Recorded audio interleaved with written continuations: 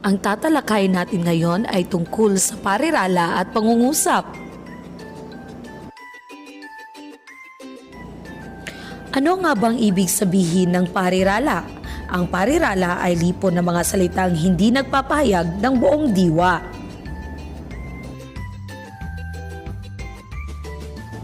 Halimbawa, si Andre. Nahulog na pera ay naisauli sa may-ari. Laging tandaan na ang parirala ay nagsisimula sa maliit na titik at wala itong bantas.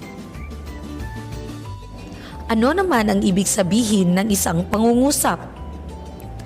Ang pangungusap ay salita o lipon ng mga salitang nagpapahayag ng buong diwa. Nagsisimula ito sa malaking titik at nagtatapos sa isang bantas.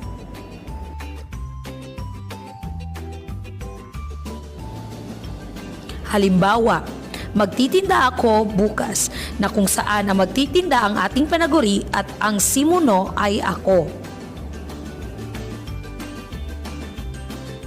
Iba pang halimbawa, si Ana ay nagluluto.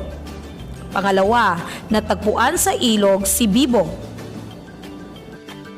Yan ay mga iilan lamang sa mga halimbawa ng isang pangungusap. Subukan natin to. Masikap siya sa buhay. Ano sa tingin nyo ang sagot? Ito ba'y parirala o isang pangungusap? Tama, ito ay isang pangungusap. Pangalawa, isang parking boy. Ano sa tingin nyo ang tamang sagot? Tama, ito ay isang parirala. Ngayon, alam nyo na ang kaibahan ng isang parirala at pangungusap. Hanggang sa muli, paalam!